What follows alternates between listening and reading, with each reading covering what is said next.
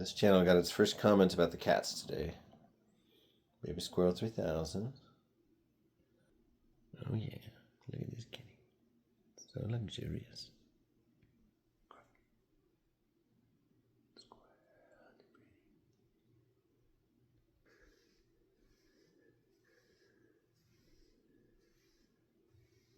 And her mother, the lovely Prisma, stretching out on my kid's bed. Willow's allergies are gonna go crazy next time she's over here. You shed enough, Prisma?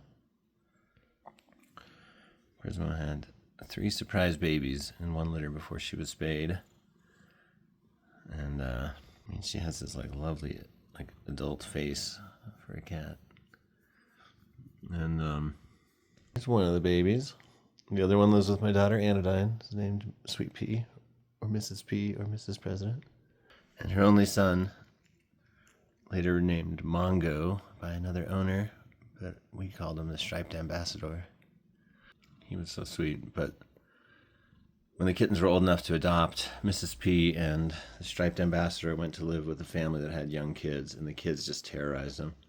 So we eventually took Mrs. P, Sweet Pea, back. Now she's very happy living with my daughter Anodyne. But Prismo and Squirrel have a special relationship. They just need to stay together. Is that right, Squirrel? Fluff. Oh, so sweet. You kitties. Just to get something on the channel, even though I've got a lot going on today. Let's look at this nonfiction section real quick. Next shelf. Okay, I think we looked at those already. Here's a beautiful old book, Daily Life in Ancient Rome. Again, I only leave stickers on if they're like impossible to get off. I love stuff like this, Daily Life of Another Time. Anything that helps you get that feeling of another world. And if you ever write fiction or anything set in another time, New Haven, Connecticut. A wild memory of hiking through there on a cross-country hike, and it was just pouring rain. It just rained all across Connecticut. Dark, walking in the dark in the rain. People in the city at the height of the empire. 1940, wow, a 1940 paperback. That is so cool. Professor Emile Surgeon, the master of my son Antoine. Huh? My doctor. What does that first line mean? What? A beautiful book. It's hard not to find ancient worlds interesting, you know? Guide to Observing Insect Lives.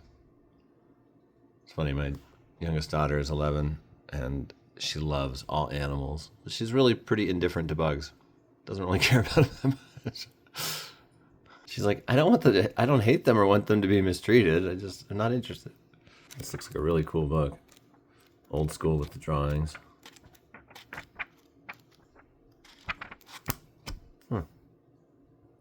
Great title, Guide to Observing Insect Lives. Could be a good title of a novel about people.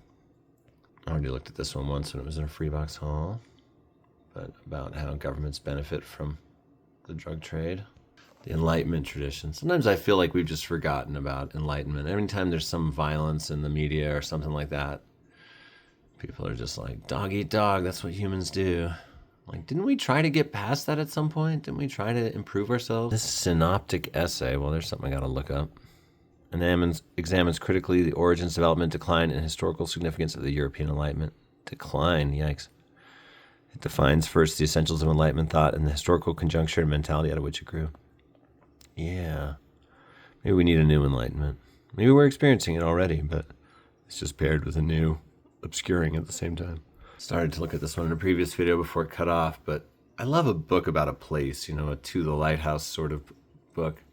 This one's about a bridge, a real bridge, the bridge on the Drino. But this is fiction. This is a novel. It's in the wrong section. A great stone bridge built 3 centuries ago in the Balkans by a Grand Vizier of the Ottoman Empire. I got one of those DNA tests back in like 2015. It said I had a percentage of Balkan ancestry. Probably why I tan all right. And a little bit of Mediterranean ancestry. And it's probably why I like the music of a Hawk and a Hacksaw in Beirut. And stuff like that. Also, it's just good music. Also, I grew up with a Hawk and a Hacksaw's violinist. She was a good friend of my first wife's. You're going in the novels. This project's been great for organizing the sections, getting rid of stuff, being aware of the collection. I need to get like a little jar of like cleaning alcohol or something for books and some scrubbers and scrapers and whatnot. National Book Award winner. Life, Death, and Hope in a Mumbai Undercity. Mumbai used to be Bombay. When I was a little kid, my older sister moved to Bombay as an exchange student. Brought back so much amazing Indian culture and so on. And all the friends she made there and the family she stayed with would come and visit us and gave me a lifelong love of all things India. Like, I gotta go to this place. I want to know about this place. Still never have, because I'm poor. Someday, maybe. I probably will. And also, as a book about India proves, poverty is certainly relative in this world. A lot of people would love to be poor in America, I'm sure. By Pulitzer Prize winner Catherine Boo. Wow. Oh, I bet this book is so interesting. Reported like Watergate, written like Great Expectations, and handily the best international nonfiction in years. Dang. I've been a Bill Bryson completist at times. I've had pretty much everything he's written. As I've said in another video, he really helped me out once by lending his name and other support to a long-distance hiking endeavor a long time ago that I was a part of. He's a cool guy. And we gotta love funny writers. There's just not enough funny writers. This is a book on Australia. I read this. It's got a lot of jaw-dropping stuff. Has made me think forever since about all the parallels between the quote-unquote settlement of North America and that of Australia. There's a lot of parallels there. An exploited indigenous population, lawless white population, etc. Great atrocities and a desert setting. I already looked at this one too, and this one. Maybe at this one a little bit. I read this, it's about some now obscure religious subject from Montaigne's time, though of course he draws out universal themes, etc. But I quoted it in my essay, Some Thoughts on Boston, which is a chapter of my book, back when I thought this is definitely going to be the longest chapter of the book. It's like 120 pages, double-spaced. There's no way. And so I thought it was appropriate to quote Montaigne's essay that got away from him and was his longest. But since then, I've had a few chapters get much longer than that, so. This book has intrigued me forever, and I see people reading it still. Pulitzer Prize finalist, The Anthropology of Turquoise. For a while, this writer was being called like the heir to Edward Abbey. Reflections on Desert Sea, Stone and Sky. The Anthropology of Turquoise by Ellen Malloy. Exquisitely rendered, Malloy's gem-studded collection calls us to be mindful of the physical world, to see it, really see it with fresh eyes. Cool. I should read this. I need to double-check some details about this writer's story because I'm not sure if she's writing anymore. I need to check this. I need to find out. But I had this job as a corporate copywriter for a long time, and we would just write websites for everybody. Lawyers, plastic surgeons, skincare companies, whatever. And one of them that I got stuck writing for a while that was kind of interesting was this turquoise company. And I had to write all these tweets and social media posts about turquoise forever, and it was kind of a crash course in turquoise. And I appreciated it being something interesting. Learned a lot about it. How it's made from all the impurities in rock, leaching through rock, and, usually where there's copper around, and gathers in the cracks, etc. But how block turquoise isn't really real turquoise. It's just bits of it blended up with other things, the cheapest stuff. There's probably still some places here in town that have my descriptions on their websites somewhere, I wonder. Place is one of my big themes. The experience of place. And I totally inherited that from my older sister, Leanne, who, after she died, her husband bound together all her college writings, and I read them all many times, and a lot of them were about place. And I guess I'd never even thought about having a theme at that young stage in my life as a writer. What are my themes? What's my style? What am I into? What's my writing about? I feel like I inherited a lot of my writing's themes from her, because when I read them in her writings, I was like, oh yeah, me too. Maybe this should be in weird books, even though it's like weird in a good, real way. Aldous Huxley, Challenging Consciousness, The Doors of Perception, Heaven and Hell. For one of the world's most distinguished writers to experiment with a little-known drug would doubtless in itself stir considerable interest. Obviously, it makes a vast difference that Mr. Huxley can tell us his experience in language that is a pleasure as well as a profit to read. Whether you agree that the experiment was worth trying or feel that the author is knocking on doors that should be left untouched, you are likely to admit that a challenge is forcibly put, that ideas are freshly and prodigally presented, and that even to try to answer Mr. Huxley honestly might well be a valuable experience in itself. Psychology. That's a beautiful copy. Look at that thing. 1963. Another objet d'art. Epictetus. You gotta love all those Greek philosophers. Greek stoic and a freed slave. I must die, but must I die bawling? That's very Diogenes-esque. I used to know a quote or two from this character. I can't remember him now. This is the kind of thing I eventually pick up and read. Just, you just walk past the spine of something enough and it kind of imprints a suggestion on you, I found. It's one reason to have a book collection. It's a beautiful Penguin edition. Escheresque art that's probably an ancient mural. Cover detail from ancient Roman mosaic. Another one of those history books where it's like, well, okay, I want to read that. Foundations of Early Modern Europe, 1460 to 1559. Wow. Oh, Norton. I should work for Norton. Kind of love this company. Every time I see a book of theirs, I'm just like, awesome. Wow, look at this old receipt that was in there. We appreciate your patronage. $5.90. September 2nd, but what year? 1970. Yeah, that looks like some other 70s receipts I've seen. Purple ink, probably the same stuff that you'd use in mimeographs. This is just one of the weirder books I own. I don't quite know what to make of it. This was my younger siblings passed on to me. Typecasting of the Arts and Sciences of Human Inequality. Revised edition by Stuart Ewan and Elizabeth Ewan. So it's like kind of about stereotypes, I guess. And in my undergraduate course in the politics of media, there comes a time every semester we turn our attention towards stereotypes. I don't know, I genuinely get like weird vibes from this book. I've always been like, what is this? I mean, but it's probably one of those things that once you read it, you're like, oh yeah, you just gave me a new lens. I mean, sometimes that happens. I don't think I realized this was Irving Stone, author of Lust for Life and The Agony and the Ecstasy and collector of Van Gogh's letters. The Opening of the Far West, 1840 to 1900, Men to Match My Mountains.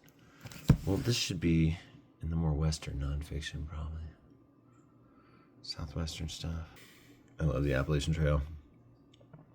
When we walked across the country from Key West to Quebec, the Appalachian Trail was supposed to be like the whole middle section of it. But we only ended up walking the part from the southern terminus, Springer Mountain, Georgia, to Irwin, Tennessee, where my younger then brother got severe tendonitis in his feet, and we got a wheelchair and pushed him across the state of Virginia and a hand-powered bike after that. But for a few hundred miles, we had this great Appalachian Trail experience till we got to Irwin, Tennessee, the town that famously hanged a circus elephant for trampling an abusive janitor. Well-deserved, in my opinion. Back in the day, and they held a trial and hanged it from a crane. Anyway, Irwin seemed like a cursed town to me. Maybe it's not, but it sure felt like it when all these bad things happened to everybody we knew there. The Appalachian Trail is probably one of the great American experiences available to anybody with the physical ability to do it. 2,100-mile long small trail going from Georgia to Maine, and it's like been cultivated and taken care of and added to for so long that there's no roadwalks anymore. It's all blazed. There's shelters every several miles. There's water and fire rings every several miles, and resources and trail towns and trail angel cultures that help the hikers. And millions of people set out to hike this thing every year, from what I hear, but only thousands complete it. Everyone has their own trail name. A Walk in the Woods will give you some idea of it because it's a charming, fun book, but it doesn't really give you a sense of like the trail community that's there. Every year there's also a festival for all the hikers called Trail Days, and all the hikers, wherever they are, stop what they're doing and they hitchhike or get a ride or hop a train to get to this festival, and it's just a huge fun time. It's so amazing. If you ever get a chance and you want to do something crazy, hike the Appalachian Trail. You'll never regret it. all kinds of people, all ages, everybody's out there. And I mean, yeah, maybe it skews a little white and affluent, but there really is a variety of folks that hike it, and it's amazing. It's just a chance to like be a part of nature. It's turn the whole East Coast into a walkable community, make friends for life, have crazy experiences. One night a man played a flute music to lure the elves out of the woods. Played flute music, played his flute. One time we met a guy, oh wait, that was on the Florida Trail, but it's just a really interesting time. There was a family on it hiking it when we were on it, called the Family from the North. They got to one end and turned around and hiked it again because they'd had such a great bonding experience. Every time I see that name, I hear this Walkin' Jim Stoltz song. The Appalachian Trail is where it all began. Oh, my fridge remembers it. I'll probably hike the Appalachian Trail again in my life sometime. It's just, wow. It's so amazing. I'd love to hike all 3 of the major north-south trails in America. The Pacific Crest in California, the CDT through the middle of the country along the Rockies, and the Appalachian Trail on the East Coast. But I wouldn't rush it or race it like people like to do. I just want to have the experiences. Hiking's fun. It's cool. Beats you up, but what an experience. Slows you down to the pace of our ancestors and the time scale of our ancestors. This book's one of the more... This was a really important research book to acquire, and it's got some of my ancestors in it, the Cloughs. It's about how all the first 1,000 Mormons were the descendants of Puritans, and so that puts, not all, but pretty much, so that puts Mormonism right in this lineage of kind of rebellious religious innovators and thinkers, going back to the antinomian dispute of the 1600s, back when Massachusetts was a theocracy. Yeah, this book is not that common. My dad bought it for me when I expressed an interest in it when I was researching a chapter of my book. So thank you, Father. Early Mormon Converts and Their Colonial Ancestors by Val D. Rust, Radical Origins. My great-great-great-grandfather's journals are quoted in here. Crazy. Yeah, I got a lot out of this book. I could see rereading this sometime. A lot of nonfiction I read is for research material reasons, but yeah. It doesn't mean I don't enjoy it and get a lot out of it. Weird stain on just one page. I bought this new. What is this about? There's some of my ancestors mentioned. Clough David, Clough John, Mercy Page. Yeah, I'm descended from pages. I love that. And cloughs are ravines, so that's awesome. Or like a ditch or an arroyo.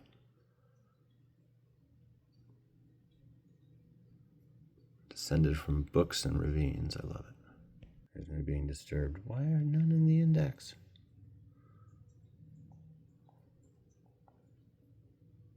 Antinomian crisis really is a super interesting part of American history. We all forget, I mean, at least commonly in the mainstream, American history like starts in 1776, I think. But no, there were a couple of centuries there, some really interesting happenings, even with Europeans involved. But the antinomian crisis was basically just 3 people, probably more, but 3 central figures who were like, we think you should be able to receive personal revelation and not just get it through the official church. And it was so controversial, they were banished from Massachusetts. Anne Hutchinson went and founded Rhode Island, which was called Aquidneck at the time. Crazy name. Antinomian just means against law.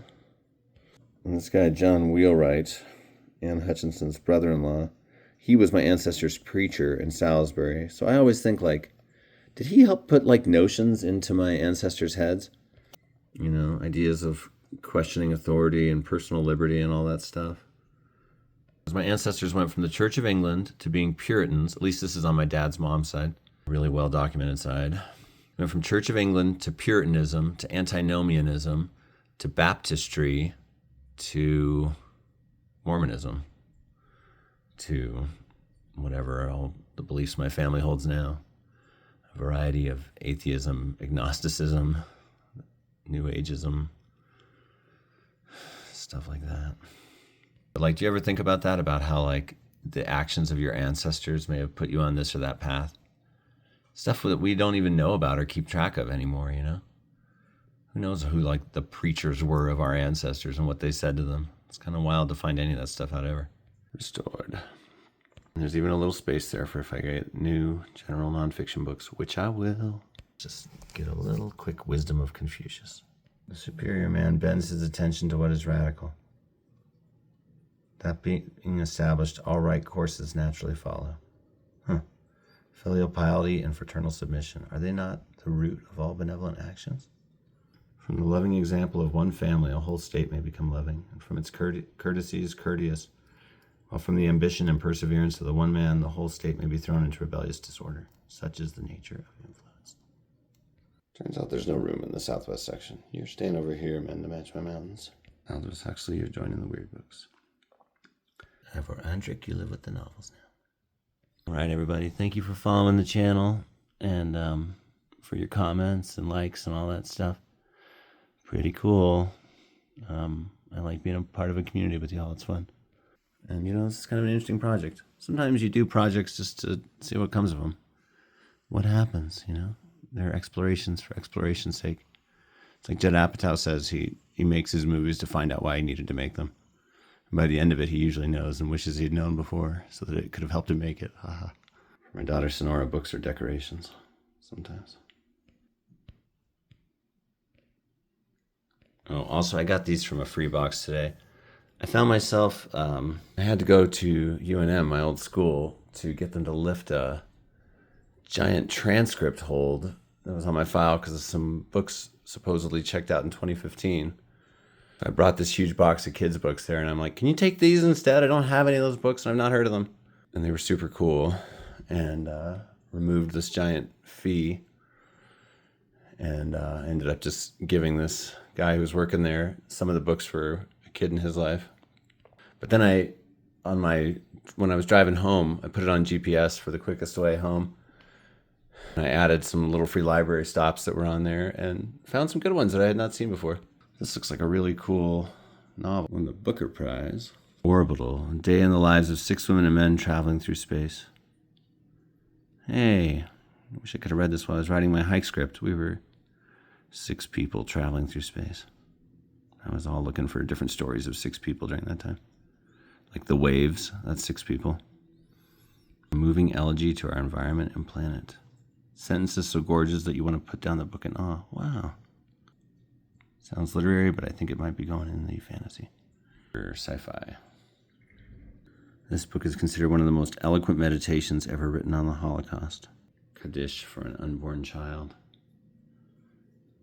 Winner of the Nobel Prize, Imre Kertész. It's a pretty striking cover. Don't love that little mark there. Looks like a cat bit it or something. Stunning. Resembles such other memorably declamatory fictions as Camus' The Fall, and Dostoevsky's Notes from the Underground. Dang.